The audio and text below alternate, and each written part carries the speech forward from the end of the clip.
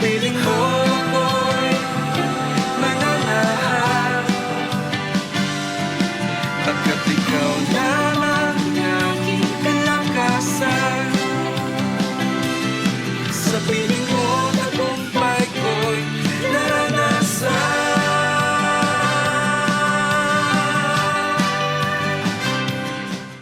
Magandang pinagpalang araw po muli sa ating mga minamahal na taga-subaybay dito po sa programa ng araw-araw na pagpapala. Kumusta na po ang bawat isa sa atin? Tayo po muna ay dumulog sa hapagkainan ng panalanginan ng ating Diyos na mahabagin.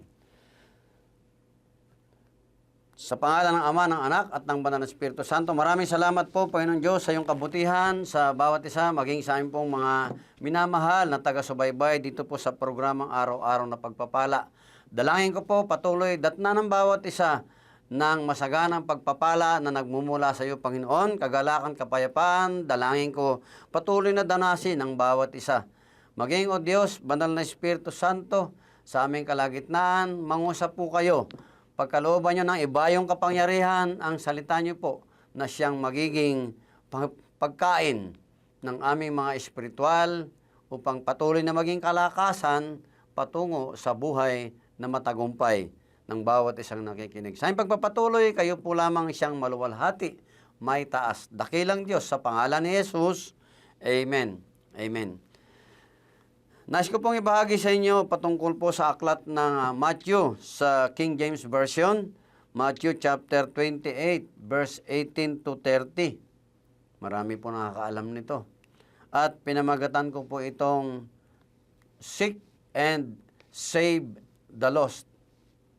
Sabi po rito, Matthew chapter 28, verse 18 to 30, sabi po sa verse 18, And Jesus came and spake unto them, saying, All power given unto me in heaven and on earth. Verse 19, Go ye therefore and teach all the nations, or teach all nations, baptizing them in the name of the Father, and of the Son, and of the Holy Spirit. Verse 20, Teaching them to observe all things whatsoever I have commanded you. And lo, I am always with you, even unto the end of the world. Amen. Amen. Ano po pala ito? Matthew chapter 28, verse 18 to 20. Salamat sa Diyos.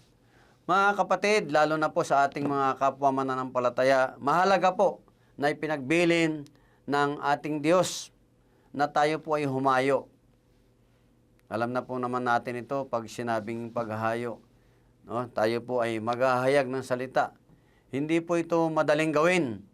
Kasi sabi nga po, what can you give if you have nothing to give? Ano nga ba ang ibibigay mo kung wala ka namang maibibigay?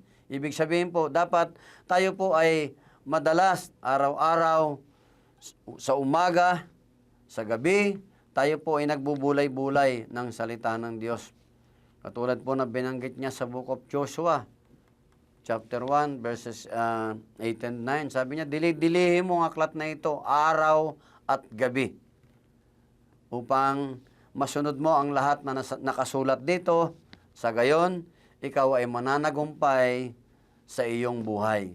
So, mahalaga po, paano po tayo mananagumpay sa ating paghayo, sa ating buhay pananampalataya, kung tayo po mismo, mga believers, kung tayo po mismo, ay hindi po nakakaalam ng salita ng Diyos. Dapat po, nagbabasa po tayo, nagbubulay-bulay tayo, o nagme-meditate tayo ng Word of God upang meron po tayong maibahagi sa mga tao pong wala pa sa Panginoon. Kasi po, kung sila po mismo ay hindi natin may isasama sa kaharian ng Diyos, lalo na po yung ating mga mahal sa buhay. Samantalahin ko na po yung pagkakataon, meron po tayo dito sa church ng JCSGO, yung pong mandato po, no, ng ating punong pastor, yung family salvation. Ano po yun? Kumusta na po ba yung ating mga mahal sa buhay? Sila po ba ay nakaalam na ng salita ng Diyos? Hello? Sila po ba ay naisasama natin sa gawain ng Panginoon? Nakakalungkot po Kung tayo ay naroroon palagi, tayo lang ang masaya. Kung sakaling dumating ang Panginoon pagdating ng panahon, kumusta po kaya ang kanilang magiging espiritual na kalagayan? Sana po, huwag na tayo magpatumpik-tumpik. Maaring bukas, huli na ang lahat. Kung hindi ikaw, sino? Kung hindi ngayon, kailan? Dapat po yun ang lagi nating isaisip, mga mananampalataya. Dapat po lagi tayong handa. Huwag na po tayong mag-reserve pa ng mga oras at panahon. Sa bawat sandali, pag may pagkakataon, gawin po, samantalahin natin. Umpisahan po natin sa ating sambahayan. Kasi po, kung ang ating sambahayan po ay wala pa sa Panginoon, nakakalungkot.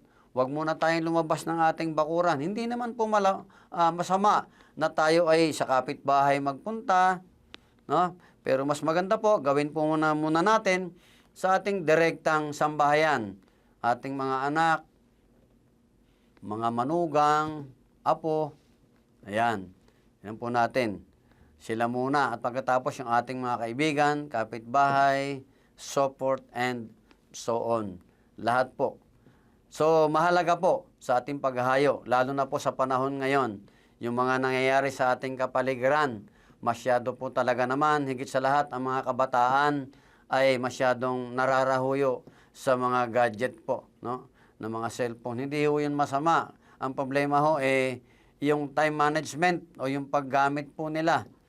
No, minsan, pati sa pagkain, nakabukas pa rin yung cellphone. Bago kainin, pipicturan muna. Ano po? Lahat na lang ng oras halos hindi na binitawan yung cellphone. Hanggang maubos na yung oras, hanggang nangihina na ang katawan. Masyadong nababad ang mga mata sa radiation ng cellphone.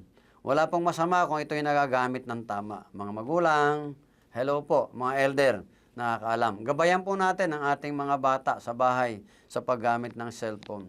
Maging tayo nga po, minsan, no?